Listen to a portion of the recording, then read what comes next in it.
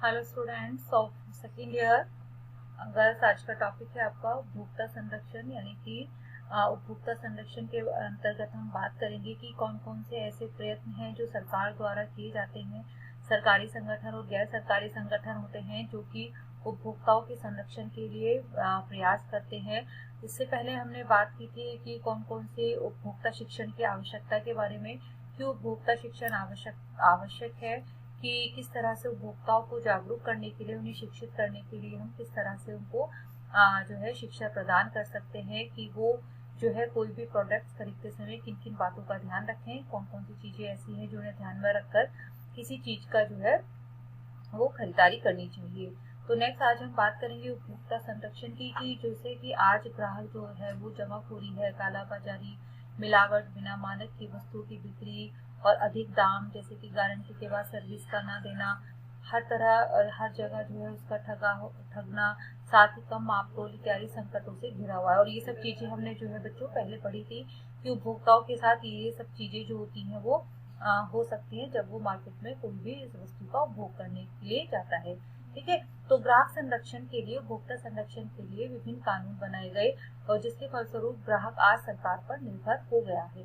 जो लोग गैर कानूनी काम करते हैं, जैसे कि जमाखोरी है, कालाबाजारी है और मिलावट करने वाले इत्यादि को राजनीतिक संरक्षण भी प्राप्त होता है।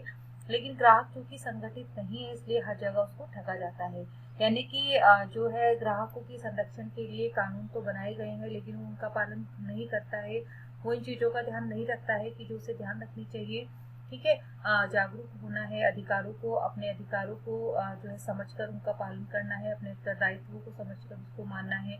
तो वो इन जो है जो उसके साथ जैसे ऐसी शिकायतें होती हैं, जैसे कि मिलावट है, कालाबाजारी है, जमाखोरी है या कम मापतोल है, ठीक है, गारंटी के बाद सर्विस ना देना, तो ये सब चीजों से वो बच सकता है। लेकिन उसके लिए सबसे पहले स्वयं ग्राहक को, उपभोक्ता को जागरूक होना पड़ेगा। तो ग्राहक को जागना होगा और स्वयं भी उसको अपना संरक्षण करना होगा, तभी उपभोक्ता संरक्षण सफल हो सकता है। साथ ही जहाँ तक भारत का प्रश्न है, वहाँ उपभोक्ता आंदोलन को दिशा 1966 में प्राप्त हुई थी, JRD टाटा के नेतृत्व में मिली थी और कुछ उद्योगपति द्वारा उपभोक्ता संरक्षण के तहत फेयर प्रैक्टिस एसोसिएशन की जो मुंबई में स्थापना की गई, उसकी शाखाएं कुछ प्रमुख शहरों में स्थापित की गई थी स्वयंसेवी संगठन के रूप में।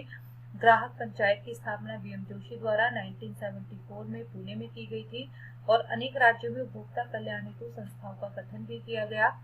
इस प्रकार उपभोक्ता आंदोलन आगे बढ़ता रहा और 24 दिसंबर 1986 को तत्कालीन प्रधानमंत्री राजीव गांधी की पहल पर जो है उपभोक्ता संरक्षण विधेयक संसद में पारित किया गया और राष्ट्रपति द्वारा हस्ताक्षर होने के बाद देश भर में इसको लागू कर दिया गया। तो इस अधिनियम के बाद में जो है 1993 में 2002 में महत्वपूर्ण संशोधन भी किए गए इस अधिनियम में। और साथ ही इन व्यापक संशोधनों के बाद यह जो सरल अधिनियम है वह सरल और सुगम हो गया। ठीक है, और इस अधिनियम के अधीन पारित आदेशों का पालन न करने पर धारा 27 के अधीन कारावास और दंड तथा धारा 25 के अधीन कुर्की का प्रावधान किए गए, यानी कि जो भी विक्रेता, जो भी बेचने वाले थे, उनके खिलाफ जो है कार्रवाई की जाएगी। दैनिक उपभोक्ता संरक्षण अधिनियम 1986 के अनुसार कोई व्यक्ति जो अपने उपयोग के लिए सामान तथा सेवाएं खरीदता है वह उपभोक्ता है। और विक्रेता की अनुमति से ऐसे सामान सेवाओं का प्रयोग करने वाला व्यक्ति भी उपभोक्ता ही होता है। ये हम पहले डिस्कस कर चुके हैं कि विक्रेता भी एक तरह से उपभोक्ता ही माना जाता है, क्योंकि वो भी अपने जो उपभोक्ताओं को सामान देता है या जो भी वो व्यवसाय करता है, वो भी अपने जो है प्रोडक्ट्स है कहीं ना कहीं से परचेज करता है। ठीक है, तो वो भी एक तरह से उपभोक्ता है। अतः अब हम में से प्रत्येक किसी न किसी रूप में उपभोक्ता ही होता है।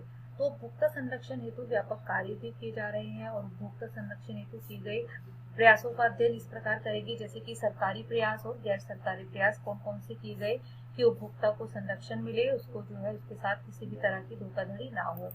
तो सरकारी प्रयत्न अगर की बात करें तो सरकार ने उपभोक्ता संरक्षण को प्राथमिकता दी और 1980 को बनाए गए 20 सूत्री कार्यक्रम में उपभोक्ता के हितों को भी इसमें सम्मिलित किया गया।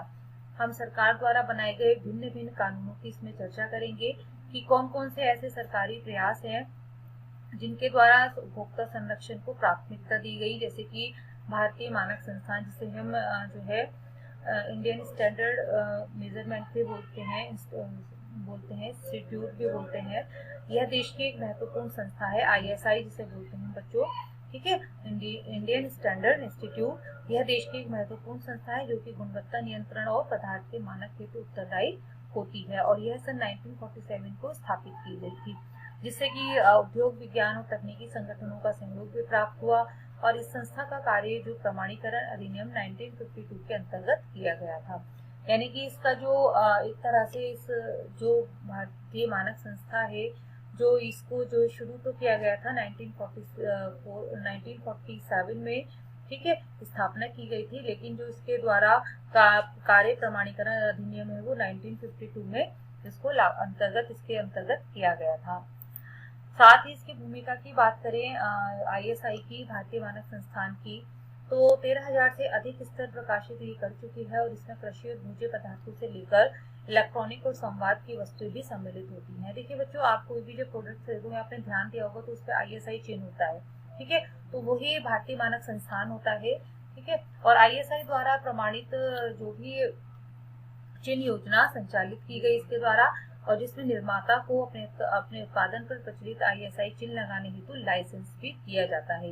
यानी कि अपने जो भी किसी भी फैक्ट्री में, कहीं भी कारखानों में जो भी प्रोडक्ट जो भी मैन्युफैक्चर होता है, बनता है, उसमें जो है उनको जो है एक प्रमाणित उसको करवाना पड़ता है ISI मार्क द्वारा, तभी वो जो है बाजार में बेचने के लिए जो है सही माना जाता है, ठीक है। तो उस उत्पादन पर प्रचलित ISI चिन्ह लगाने हेतु लाइसेंस उसको दिया जाता है, और लाइसेंस तब दिया जाता है जब वे उस वस्तु को भारतीय मानक विशिष्टीकरण के अनुरूप उसके पाई जाती है। यानी कि भारत मानक संस्थान जो है पहले उस प्रोडक्ट को जो उस कारखाने, उस फैक्ट्री में जो बन रहा है उसको वेरीफाई करता है, उसकी जांच करता है, तब वह वस्तु भारतीय मानक विशिष्टीकरण के अनुरूप पाई गई तो वह उसको लाइसेंस दे दिया जाता है कि हाँ आप इस अपने प्रोडक्ट को बाजार में सेल कर सकते हैं, ठीक है। और ISI अधिकांशतः उन वस्तुओं को प्रमाणित करते हैं जो कि सामान्य उपभोक्ता के हितों की होती है।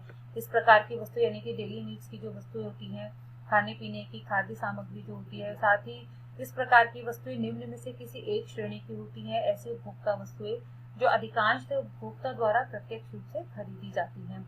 साथ ही ऐसी वस्तुओं की सुरक्षा की दृष्टि से महत्वपूर्ण यह बात है कि वातावरण के स्वास्थ्य और सुरक्षा की दृष्टि से भी वो महत्वपूर्ण है।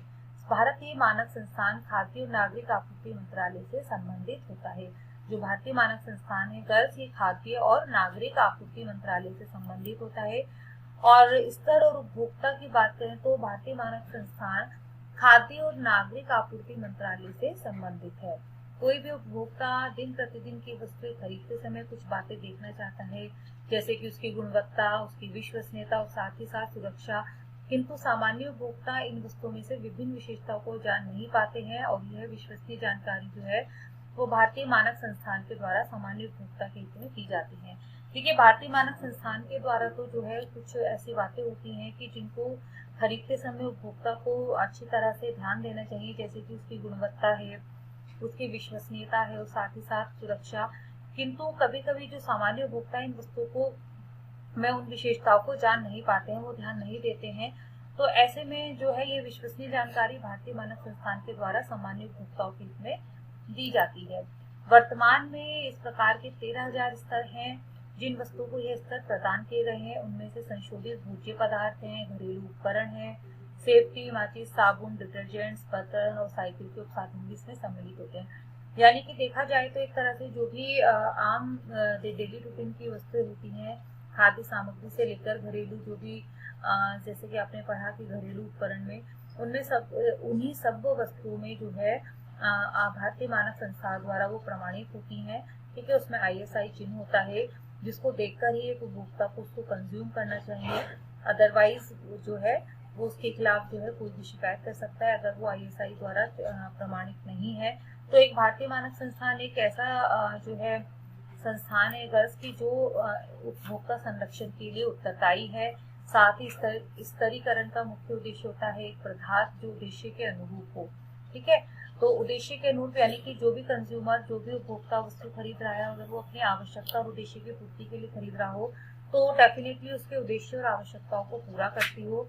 साथ ही उद्देश्य की प्राप्ति के लिए भारत मानक के अनुसार वस्तु में से निम्न में से किसी एक या अधिक तत्व की पूर्णता होना उसमें आवश्यक होता है, जैसे कि वस्तुओं का माप, उसका आकार, उसकी क्षमता और डायमेंशन इस प्रकार का हो कि वह या तो उत्पादन की लागत में कमी करे या उपभोक्ता को सुविधा प्रदान करे।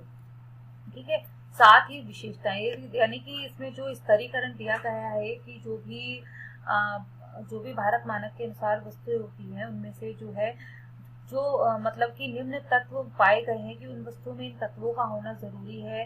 तो ऐसे जैसे कि वस्तुओं का माप है, आकार है, क्षमता है, उसका डायमेंशन इस प्रकार का हो कि या तो वो उत्पादन की लागत में कमी करे या फिर उपभोक्ता को जो है सुविधा प्रदान करे, यानी कि उसकी कॉस्ट जो उसको बनाने में लागत आई है या तो वो कम हो। ठीक है, जिससे कि उनको जो है उपभोक्ता को जो है कंज्यूमर को वो सही रेट पर वो वस्तु मिल सके।